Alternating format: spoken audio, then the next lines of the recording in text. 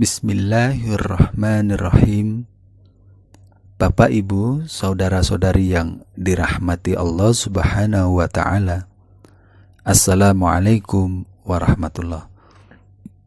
Berjumpa kembali dalam program Tarbiyat Ramadan Online.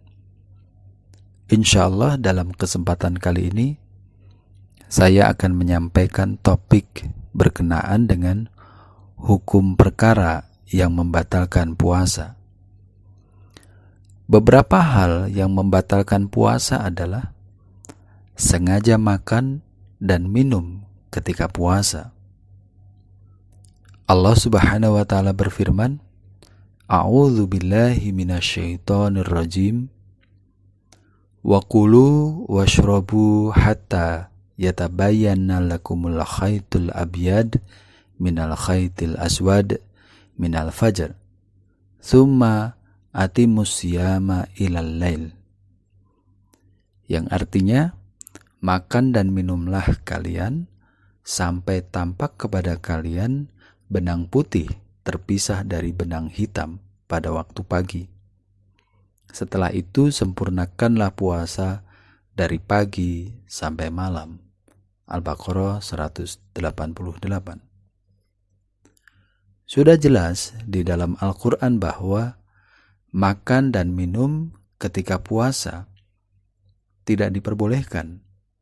Harus menunggu hingga malam tiba atau matahari tenggelam. Selanjutnya, muntah dengan disengaja. Dalam hadis Sunnah Abu Dawud diriwayatkan, Allahumma sholli ala Muhammad wa ali Muhammad kama shallaita ala Ibrahim wa ali Ibrahim innaka Hamidum Majid. An Abi Hurairah qala Rasulullah sallallahu alaihi wasallam, man dzara'ahu qai'un wa huwa sha'imun falaisa alaihi qada'un wa inistaqa'a falyaqdi. Dari Abu Hurairah radhiyallahu an, ia berkata, Rasulullah sallallahu alaihi wasallam bersabda, barang siapa yang muntah tanpa disengaja ketika sedang berpuasa, maka ia tidak berkewajiban untuk mengqadha. Dan apabila ia sengaja untuk muntah, maka hendaknya ia mengqadha. Hadis riwayat Abu Daud. Selanjutnya, perkara yang membatalkan puasa, yaitu berhubungan suami istri ketika puasa. Allah Ta'ala berfirman, Uhilla lakum lailatas syiyam rafathu ila nisaikum, yang artinya, dihalalkan bagi kamu pada malam hari bulan puasa bercampur dengan istri-istri kamu. Al-Baqarah 188.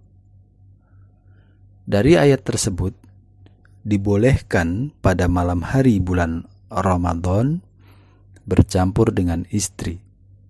Sebab pada siang hari bercampur adalah hal yang dilarang. Seperti dalam sebuah riwayat hadis yang lain, An Abi Hurairah qala jaa rajulun ilan nabiyyi sallallahu alaihi wasallam qala faqala halaktu qala wa ma sya'nuka qala waqa'tu ala imra'ati fi Ramadan qala hal tajidu ma tuqtiqu raqabatan qala la qala fahal tastati'u an tasuma syahraini mutatabi'ain? Qala la. Qala fahal tastati'u an tud'imat sittina miskinan? Qala la. Ajidu fa'utiyan nabiyyu sallallahu alaihi wasallam bi'araqin fihi tamrun faqala khudh hada fatasaddaq bihi faqala a'ala afqara minna ma baina? La, bataiha afqaru minna. Summa qala khudhu fa'ad'imhu ahlaka. Artinya dari Abu Hurairah mengatakan, seorang laki-laki menemui Nabi Sallallahu Alaihi Wasallam dan berujar, celakalah aku. Nabi bertanya, ada apa dengan kamu? Jawabnya, aku menggalui istriku di bulan Ramadan. Nabi Sallallahu Alaihi Wasallam bertanya, apakah engkau mempunyai seorang budak yang bisa kau bebaskan? Tidak, jawabnya. Nabi bertanya lagi, apakah kamu bisa berpuasa selama 2 bulan berturut-turut? Tidak, jawabnya. Nabi bertanya lagi, mampukah kamu memberi makan 60 orang miskin? Tidak, jawabnya.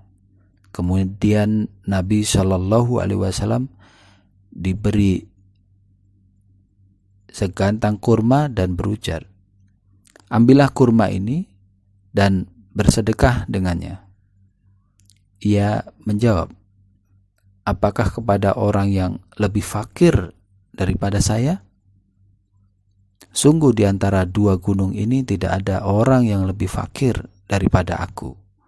Maka Nabi berujar, ambillah dan berilah makan keluargamu dengannya. Hadis riwayat Bukhari. Kemudian perkara lain yang membatalkan adalah keluar darah, haid, dan nifas. Dalam hadis Sahih Al-Bukhari diriwayatkan,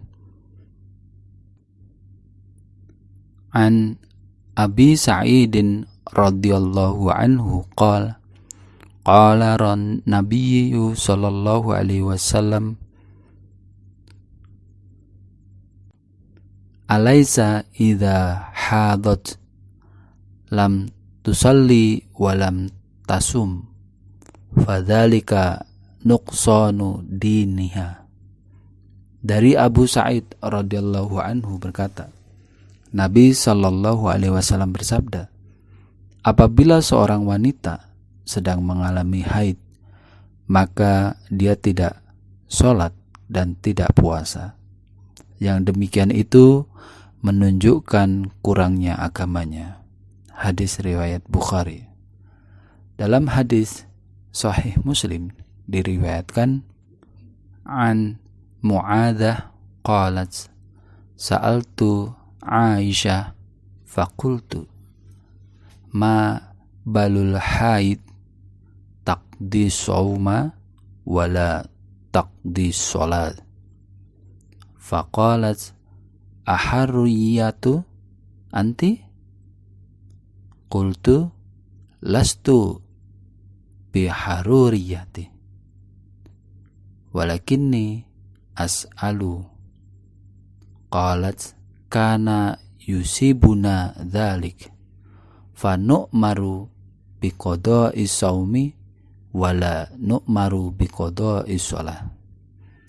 Artinya dari Mu'adz, dia berkata, saya bertanya kepada Aisyah seraya berkata, kenapa gerangan wanita yang haid mengqadha puasa dan tidak mengqadha sholat? Maka Aisyah menjawab, apakah kamu dari golongan Haruriyah Aku menjawab, aku bukan Haruria, akan tetapi aku hanya bertanya. Dia menjawab, kami dahulu juga mengalami haid, maka kami diperintahkan untuk mengqadha puasa dan tidak diperintahkan untuk mengqadha sholat. Hadis riwayat Bukhari. Perkara lain lagi yang membatalkan puasa adalah menghirup air terlalu dalam ketika berwudu. Menyempurnakan wudu memang disunahkan. Akan tetapi ada satu sunnah wudu yang tidak boleh dilakukan ketika puasa, karena bisa saja air masuk atau tertelan ke dalam tubuh. Diriwayatkan dalam hadis Jami' Tirmizi, Sami'tu Asim bin Laqit bin Sabirah an abihi qala qultu ya Rasulullah akhbirni anil wudu' qala asbighul wudu' wa khallil bainal asabi' wa balligh fil istinsyaq illa an takuna sha'iman. Artinya, saya telah mendengar Asim bin Laqit bin Sabirah dari ayahnya berkata, aku bertanya, wahai Rasulullah, kabarkanlah kepadaku tentang wudu.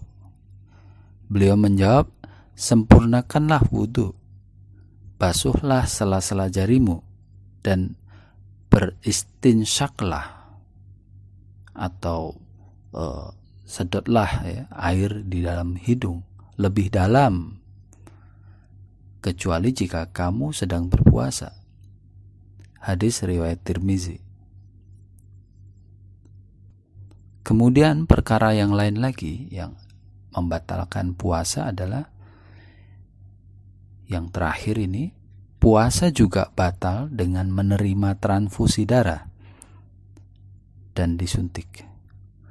Berdasarkan hadis mengenai masuknya sesuatu ke dalam mulut atau hidung, maka dikiaskan apapun yang masuk ke dalam tubuh bisa membatalkan puasa, termasuk menerima transfusi darah, obat maupun infus, ataupun disuntik. Nah, Bapak Ibu, saudara-saudari yang dimuliakan Allah Subhanahu wa taala, demikianlah tadi perkara-perkara yang dapat membatalkan puasa yang kita kutip beberapa dari ayat-ayat Al-Quran, kemudian hadis-hadis sabda Nabi Muhammad Sallallahu Alaihi Wasallam. Semoga bermanfaat. Wa akhiru dawana anilhamdulillahi rabbil alamin. Assalamualaikum warahmatullahi